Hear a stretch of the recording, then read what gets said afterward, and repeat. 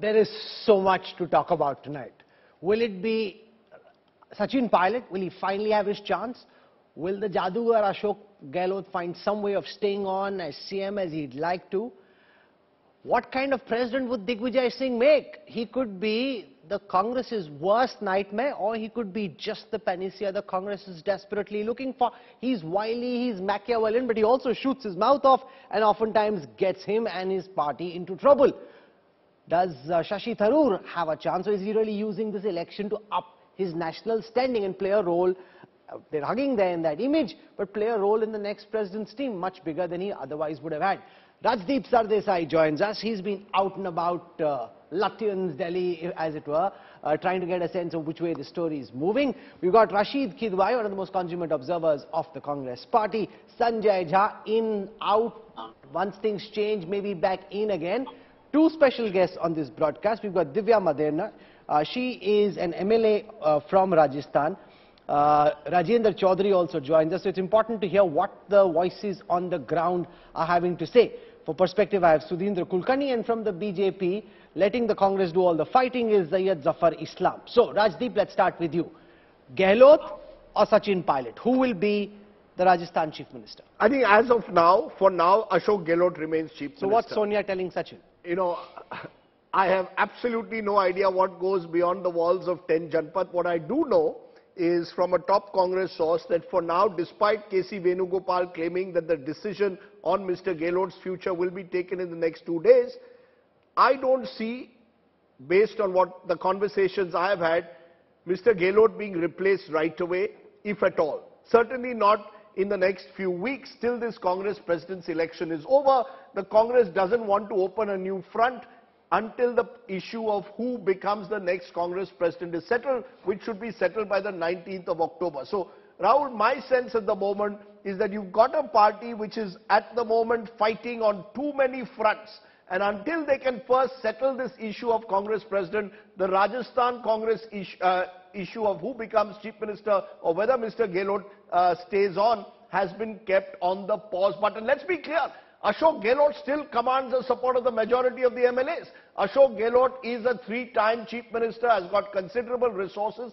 Mr. Pilot, on the other hand, still is someone who doesn't have the same number of MLAs that Mr. Gehlot has. Should that change because of the changing equations in Delhi, because the High Command throws its weight publicly tomorrow in favor of Mr. Pilot, we don't know whether that will happen. Should that happen, things could change. But for now, Ashok Gehlot, Rahul, is almost certain to stay on as Rajasthan Chief Minister. Maderna, that's his you agree with zone. that at this moment, it's almost impossible, or at least very difficult, for the Congress to be able to shuffle the pack in Rajasthan? They'd rather let things be, let Ashok Gehlot stay Chief Minister and ask Sachin Pilot to wait to fight another day. Hi Rahul. You know, it's a very sad, very unfortunate day. I hail from Jodhpur, and so does the Chief Minister, Mr. Gehlot. I've known him for good 35 years. I was seeing his press briefing this afternoon, and when he said he took the moral responsibility for his leadership failure, he said, I might not be involved, I'm not involved, but whoever might have done, I as a Chief Minister, I as a CLP leader take the moral responsibility and I back out from the Congress president. I feel very sad, you know. He could have been on the pinnacle post of Congress where he himself started from an NSUI president, from a common family, 45 to 50 years of politics, absolutely clean, a seasoned man, 3 times Chief Minister, a Gandhi loyalist, die-hard Gandhian principles that he followed. I think just a handful of milists made him lose the kingdom of India. These 2-3 people who called the shots only for their political insecurity, today he had to stand. And the other thing I'd like to quote, on India Today specifically, he made a statement which was printed also, Har galti कीमत मांगती है.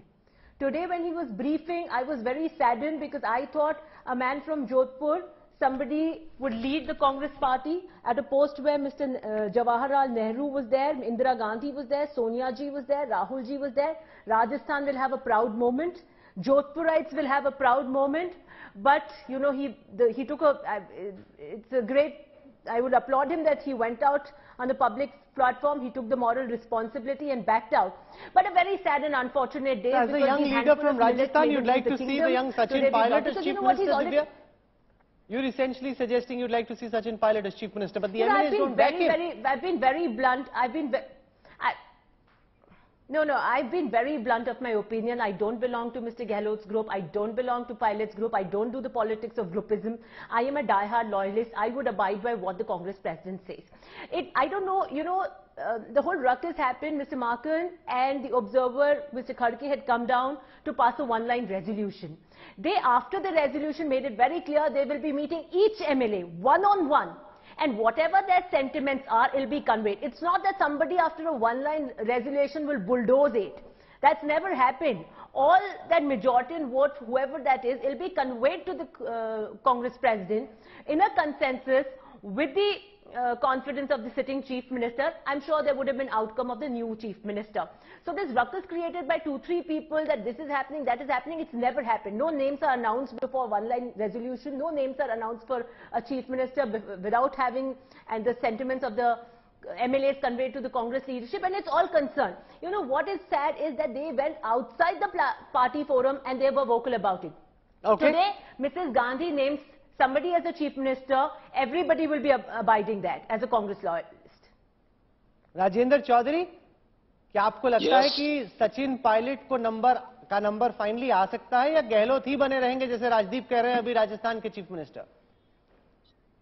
देखिए, मैं आपकी चर्चा को सुन रहा था और मैं राजस्थान की राजनीति में पिछले 40 साल से ज्यादा से हूं और अशोक गहलोत जी के साथ फर्स्ट चीफ मिनिस्टर थे, उनके साथ कैबिनेट में मिनिस्टर था मैं, और अभी मैं वाइस प्रेसिडेंट हूं और पायलट साहब के साथ भी मैं 7 साल वाइस प्रेसिडेंट रहा।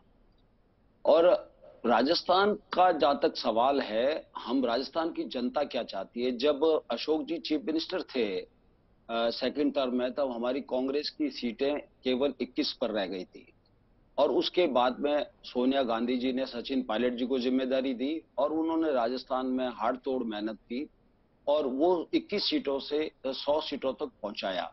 और उसके बाद में कांग्रेस नेतृत्व ने उस समय भी एक लाइन का प्रस्ताव पारित हुआ, आला कमान पे छोड़ते हैं, और आला कमान ने अशोक जी के नेतृत्व दिया, उनको मुख्यमंत्री की जिम्मेदारी दी और सचिन पायलट जी को उप मुख्यमंत्री की जिम्मेदारी दी। और पायलट साहब ने कांग्रेसमैन के नाते बहुत सहृदयता से इस जिम्मेदारी को स्वीकार किया, कोई विरोध नहीं, कुछ भी नहीं। और 6 महीने बाद में जब लोकसभा के चुनाव होते हैं, तब हम 25 की 25 सीटें हार जाते हैं राजस्थान में कांग्रेस की लोकसभा की। उसमें मुख्यमंत्री अशोक गहलोत जी के पुत्र जोधपुर से बुरी तरह से हारते हैं, 2.25 लाख वोटों से। अशोक जी अपने विधानसभा क्षेत्र से 44,000 से हारते हैं, उनके पुत्र अपने खुद के बूथ से हार जाते हैं और राजस्थान में केवल 11 सीटों पर कांग्रेस आगे रहती है, जहां से कांग्रेस के एमएलए जीते हैं। तो ये जनता का फैसला आ गया 6 महीने बाद में ही। ऐसा सरकार ने कौन सा 6 महीने में गलत काम कर दिया कि जनता ने मुंह मोड़ लिया पार्टी से? तो ये सोचने की जरूरत है, ऐसा क्यों हुआ? That's interesting. Two people, Rajdeep, largely seen as being close to Sachin Pilot, speaking out publicly, the Gehlot camp under pressure and quiet for the moment. No, Does that I'm not suggest... close to Sachin Pilot. Yes, Divya, I understand that. Now you said that, but you also made a few points which kind of suggest... Subject to correction, Congress loyalist. Okay, fine. Subject to correction, Congress loyalist, she insists. No suggestion. I think in a way, what you're hearing from Divya and from Rajendra Chaudhary, particularly from Divya, is a reflection that there are a large number of people who will go along with what the High Command says. This is still a party of the High Command culture, and it's not just the Congress, even the BJP tomorrow. Let's say there was a faction fight in some corner of the country. What Mr. Modi decides eventually prevails. Modi Shah, whether it's Hemanta Biswa Sarma versus a Sarbanand Sonowal, eventually what the High Command decides is what the party has to accept. The BJP High Command has the huge advantage, Rahul, of being in power at the center. The Congress doesn't. Therefore, this is now a test.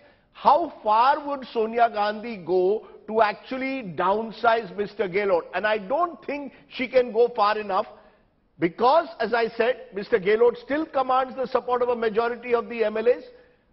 Sachin Pilot's revolt of 2 years ago still haunts him in many ways. And number 3, I think the Congress is going through this phase which is yet to be complete, of the old guard giving way to new. That may change 3-4 months down the line. So therefore, it is very possible that come 2023 election year in Rajasthan, we could see a new face, given the fact that Mr. Gehlot himself seems to have indicated that, he is not unwilling to effect a generational change. But will that happen right away?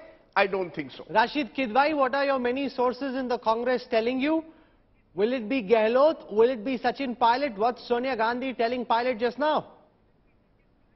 Rahul, it's very simple. The Congress has a age-old motto: "Thanda karke khao." The moment Congress High Command gains an upper hand, you see there will be a change of government. I think Mr. Ashok Gehlot is living as a chief minister on borrowed time. The Congress at no point of time for the last 30 years has had a chief minister who had a support on his own. It's not like Arvind Kejriwal or M.K. Stalin. So let's get that straight. Divya ji has been nice enough not to mention, what had happened with between our grandfather and Mr. Ashok Gehlot, and how Mr. Gehlot was a beneficiary in spite of not having any kind of majority support in the CLP. So there are a lot of precedences are there. I think Mr. Gehlot has fallen from grace in the eyes of the Congress High Command. The Congress MLAs in Rajasthan will take a note of it. It's a matter of time. I agree with Rajdeep that Congress would not want to open front on many this thing when the Congress elections are there. But close to Diwali, around Diwali, I think it's a time when we see some action in Rajasthan. Okay, so now it essentially comes down to that big battle. Digvijaya Singh versus Shashi Tharoor. Sanjay Jha, who are you batting for? Is Digvijaya Singh the Congress's worst nightmare, or is he just the kind of Machiavelli a desperate Congress needs at this moment? Well, Rahul, in all honesty, I know both of them personally well. I have worked with them. In fact, Digvijaya Singh and I started the social media department, as we used to call it. It was just a ragtag group in 2013 together. But I think there could be a third candidate. So please do not rule out yet a consensus candidate emerging. I still believe that you haven't seen the end of it all. There is going to be speculation that Digvijaya Singh is being backed by the, pro-Gandhi or the establishment, etc. But I think that matter is still up in the air. As a candidate, definitely Shashi Tharoor brings in excellent credentials to be the Congress president. Digvijaya Singh, as you rightly mentioned in the introduction, is a veteran. He knows how to work the engines in the political ecosystem. Yes, it's also true that he has been accused of very often making a few rather outrageous observations. But who doesn't make mistakes in politics? But I do believe that the Congress is probably going to work on a model where the leader has to be acceptable across the board. And you have to have a leader who looks into the future. So, I think this is still pretty much up in the air. But let's look at brass tacks. Shashi Tharoor is not the kind of person who will be able to work the phones across the country. He doesn't have that kind of penetration in the Congress machinery. Even the Kerala Congress had many people speaking out against him. I mean, many people watching India Today TV might like somebody like Shashi Tharoor to be president, but he's not really an organizational man, Sanjay. Rahul, the truth is that the Congress people need to know, and especially the delegates who are going to vote, that you need a Congress president who can make you win elections, who can draw crowds, who can influence opinion, who engages very actively with the media, and who at the end of the day is aggressive and ambitious. So I think for me, these would be the criteria. Somebody willing to burn the midnight oil, but not allowing a single day to be wasted. You got to make every day count in politics. And I do agree with you that, everybody has their strength and shortcomings, but please do not rule out Shashi just because he's an intellectual and author, English-speaking, articulate, Oxford's, a savvy, urban elite kind of a person. I've seen Shashi in many a forum. I've been with him on them, where he's able to charm people across the board. So I think it all depends. You met Shashi today. What did he say? Do you think he can walk the lines, do what Digvijay can? Shashi versus Digvijay. Who's going to be the better president? If the Congress were to become an all-new party, Shashi Tharoor would have a chance. But the Congress, is like it or not, the more things change, the more they remain the same. And it was interesting. I was at both the houses today. At Shashi Tharoor's house, lots of the All India Professional Congress, lawyers, a couple of doctors, young people around Shashi Tharoor, 8, 10, None 12 of whom are in the electoral college, I assume. Yeah, none of them are delegates, unfortunately, but all of them are Congress supporters. Yeah, but they're not voting. They're not voting. Like the idea to have Shashi Tharoor as this, as a new face, as someone who's a disruptor. At Digvijaya Singh's house, all the old Congress guard was coming. Narayan Swamy, former Puducherry Chief Minister, rushing towards him, hugging Digvijaya Singh. Sir, I'm seeing you after so many days. I'm so happy. So you can see, there is an old guard of the Congress who's comfortable with the Digvijaya Singh because he knows, as you rightly said, how to work the system. And there's the new Congress, those who are aligning themselves to the Congress, who like the idea that Shashi Tharoor, bright, foreign educated, someone who speaks a language which the middle class perhaps can connect with. They like to be. But the majority of the voters don't need. That's right. So I think that's what I said. Given the nature of the delegates controlled by state bodies, if it's only Digvijay Singh versus Shashi Tharoor, and I don't rule out the possibility of a wild card coming up tomorrow, if it's just between the two of them, it'll be advantage Digvijay Singh. Sudhindra Kulkarni, you're listening in to all these confabulations playing out in the Congress. Digvijay Singh versus Shashi Tharoor. Who do you think is likely to steer the Congress into the future in a manner in which the party will finally be able to give the BJP at least a meaningful fight? It is the electoral college of the Congress party to decide who will be the next president.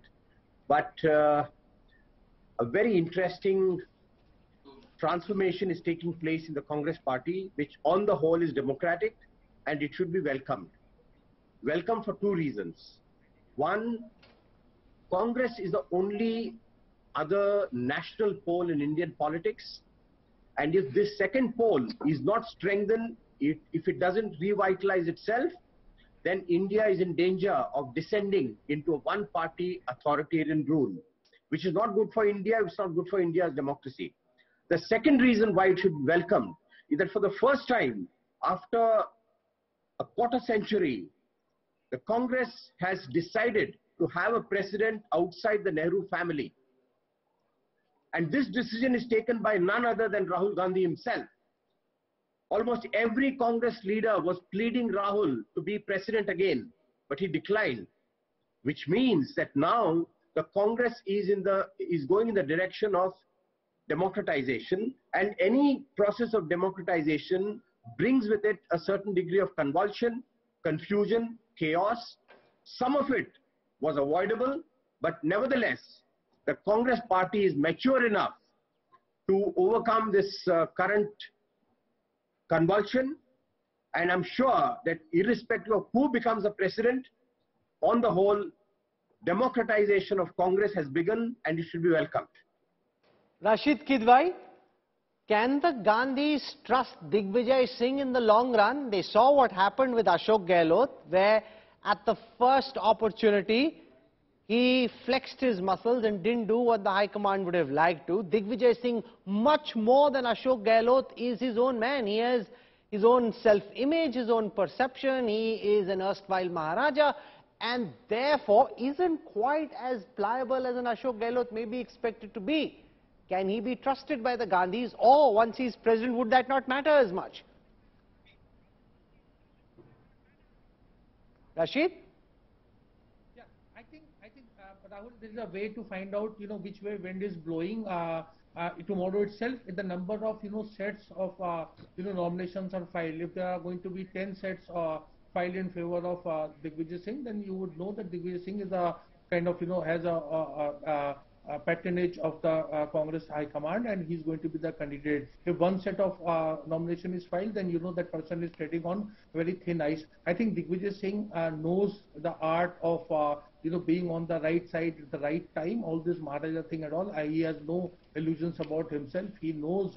You must remember how he sided with P.V. Narasimha Rao when he keeps saying, even today he was telling Rajiv Sardesai that Arjun Singh was his mentor. But when Tiwari Congress was formed, he just dished him hard and dry. So this is Digvijay Singh. I think he's a politician. He's a one politician, Rahul, that who has won Nagar Palika election. He became a Nagar Palika chairman to Lok Sabha MP, MLA, minister. So he has seen it all. Okay, Zafar Islam is sending me a message saying, "Mujhe mauka nahi de rahe," but you hardly have any need to speak. The Congress is fighting, they're imploding. You're just sitting back, Zafar bhai, and watching the fun. No, Rahul, I thought, as you are thinking, that I have nothing to say because that's their internal matter. Should I stay back, or should I stay put, or should I exit from this show? That's what I asked you. No, tell me, what are you making of all these shenanigans that we are seeing in the Congress? Is this your best case scenario playing out? Or on a more serious note, do you think with Rahul Gandhi not in charge, with somebody wily and crafty like a Digvijaya Singh, he'll work the phones, he'll have people call him, he'll be giving them answers in a time-bound fashion, that the Congress could potentially finally spring to life and challenge your party? Is that a concern? Not at all. In fact, Rahul, you have 3 people from Congress party. All of them have spoken. They all have spoken and expressed their opinion, which is quite different from each other. They all draw comfort from the party high command or the first family. And if first family is not at the driving force, then probably the party will cease to exist. That because everyone knows that they draw strength from the first family. Here, I have heard all 3 spokespersons from the Congress party. Divya is somebody who appeared to be a disciplined soldier of the party, but she is in minority at this point in time in Congress, because everyone has their own opinion and they are trying to demonstrate what strength they bring to the table, and this is what Gehlot has demonstrated. Gehlot ji has demonstrated that today High Command has no relevance in current context, and if it didn't have any relevance, he wouldn't be going and apologizing to Sonia Gandhi. So it does have some relevance. No, maybe not the same kind as earlier, but it definitely had some position. He just followed his own script. It was a stunt, and in this case, it has not backfired on him. It has actually worked in his favor and against his party high command, the acting high command. Today, Sonia has nothing to say. I mean, what will she say? Because he wants to continue to be as chief minister. What Rajiv said is right, that he will continue as the Chief Minister of Rajasthan, and he will not give the opportunity to likes of Sachin Pilot, who is much more capable than Mr. Gehlot is. And as rightly pointed out by one of the Congress spokesperson, that when Congress was in really bad shape, Sachin Pilot has worked tirelessly for 5 years and delivered a result which was everyone to see. But he has been ignored. Zafar Islam clearly Rahul batting Gandhi for Sachin Pilot. Very interesting that, Rajdeep. No, I'm not batting for anybody. You've both seen Digvijaya Singh for a very long time. But all I want to tell you, Rahul, just last thing, all I want to tell you that Congress acting president, she is overly concerned about young, dynamic person from Congress rank and file should come up, because he will be challenging to her own son, Rahul Gandhi. That's why likes of Sachin Pilot have not been given the opportunity which he deserves. Okay, that is what I'm trying to tell you. You and I have both seen Digvijaya Singh for many years now. One part of me tells me he is just what the Congress needs. He's wily, he's jugadu, he's Machiavellian, he knows how to work the systems, he has IOUs on people, he'll respond to people in time, he'll massage their egos, get them to work, lago, karo. Another part says he'll shoot his mouth off, take on the RSS, be seen as being pro-Muslim, all the comments about 2611 being an RSS conspiracy, etc. will come out, and that he will box the Congress even further in than it is. Is he the Congress's worst nightmare or the panacea they're waiting for? You know, I think the jury is out. He's a fit 75, but as you're right, he will in a way take the battle ideologically into the BJP RSS scam, constantly target Hindutva politics. You know, that is in a way his USP. Now, does the Congress believe that's the direction in which they want to go? Because a narrative is being attempted by Rahul Gandhi on this Bharat Jodo Yatra, which is not so RSS-centric, instead focusing on economic issues, talking of concentration of power. So Rahul Gandhi is talking about left-of-center narrative when it comes to economic issues, while Digvijaya Singh's primary target will be Hindutva politics. Will the two of them therefore be able to take the Congress in a common direction? We don't know. But should Digvijaya Singh become the Congress president, he is an active politician. As Rashid Kidwai put it right from the Nagar Palika level, he's come up. So he's got lots of IOUs around, he's got a strong network, lots of connections, will be able to work very effectively with possibly other opposition leaders, especially those from his generation, Mamta Banerjee's, the Sharad Pawars. So all that could happen. But whether he can actually be able to organizationally take the Congress bottom up, because that's really what the Congress needs. The Congress's biggest challenge is at the moment they just can't compete with the BJP's booth management system. Can Digvijaya Singh therefore be the person in the background building the Congress booth level up? The jury is Sanjay out. Jai, your sense on that? Can he, how good an organizational man is he? The Congress lost after 2 terms of Digvijaya Singh in power in Madhya Pradesh, struggled to come back, came back briefly under Kamal Nath, but essentially was in the wilderness for a while. Can he build the Congress bottom up nationally, or would Shashi do that better? You know, I've worked with both of them, so I can tell you this for a fact that the biggest attribute, a huge positive for both Shashi and Digvijay Singh, is the fact that they are very people friendly, highly accessible. Digvijay Singh responds to your SMS very, very quickly, as will Shashi. And I think, you know, both of them, in a great number of ways that you were debating earlier with Rajdeep, will take the battle to the BJP camp on the issue of Hindutva.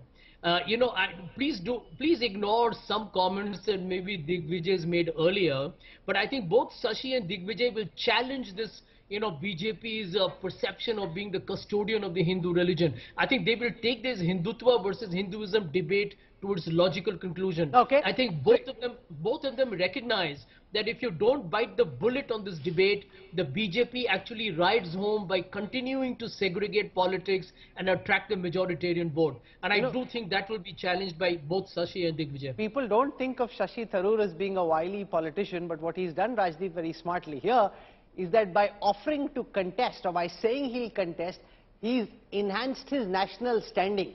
So what could potentially happen is that he may end up better off than he would have if he was just staying on as MP, maybe Digvijay Singh as captain, Shashi potentially as a vice captain, I say a working president, but with a pan-India presence more than would have been possible just as a Thiruvananthapuram MP. You know, Congress has a lot of talent, but the Congress is unable to use its talent because it's stuck like some kind of aging dinosaur in a very old way of operating politics. Why doesn't the Congress have a proper shadow cabinet, for example? You know, you could have Shashi Tharoor would be a very effective sort of foreign policy counterpart to what, say, let's say a Dr. Jaishankar says. So you can have all of that. I have misgivings about Shashi Tharoor's ability to build an organization at the moment, because the Congress party on the ground is a very different But he can't party. be worse than Rahul Gandhi. No, look, But he has to, no matter what comes, would be better than Rahul Gandhi. Look, Rahul Gandhi comes with the huge advantage of the Gandhi surname, which for the Congress is a magnet. Shashi Tharoor has the advantage of being an outsider, and therefore And you cannot target his him own as a professional Namda. standing. You see, everyone, he's a meritocrat. When you talk about Rahul Gandhi, they'll say, you know, apart from the fact that you're Gandhi, who are you? You're no one. Shashi Tharoor's big advantage is for the English-speaking audiences, for urban audiences, for a middle-class audience, which cuts across sometimes the Hindi-English divide. He's a meritocrat. You see, Shashi spoke to Rajdeep in Hindi today. You'll see that out tomorrow. He thinks, Rajdeep, each time we speak to him, that his Hindi is very good. You know, we keep saying his Hindi is no good. He says, "Meri Hindi achhi hai." I insist on speaking to Aaj Tak. No, and again the thing is, Rahul, that what comes through it is someone who is willing to improve. You know, if you look at Shashi Tharoor 15 years ago when he first entered politics and today, you can see someone who has made a conscious effort to try and understand how Indian politics works. Looks at the number of private member bills he puts out in Parliament. Look at his work as a parliamentarian. Very, very good, solid work. He's worked hard at Thiruvananthapuram. He's won 3 times. Not easy. So therefore, I think Shashi Tharoor shouldn't be underestimated. He's also very good with languages. You know, he made an interesting comment when I said to him, "What about your Hindi? How will you survive in the Hindi heartland?" He said, "Could you ask some of the Hindi heartland politicians to learn a few South Indian languages?" So you see, you know, at the end of the day, he'll be quick with his responses. So, you know, you could have a team Congress. I think the Congress has one advantage over the BJP. Because the BJP focuses so much on Mr. Modi, and Mr. Modi is this larger-than-life figure, you could have team Congress versus Mr. Modi. Is the Congress ready for that? I really don't know. It's an interesting And battle. whether the Gandhis are ready for that. You see, all of this is incumbent on the Gandhis actually walking the talk. No, it's but all it's very not so well at the difficult. moment. Rahul Gandhi likes going abroad so often. He can just go abroad and take a really long break. He doesn't need to bang his head in politics. No, no, Let he's got those no, who are more passionate do the job. No, Rahul Gandhi has to be part of this team Congress. They all have No, but he roles doesn't need play. to be stuck working 24/7. He can go off to Europe or wherever else he wants to every once in a while without it being an albatross around his neck.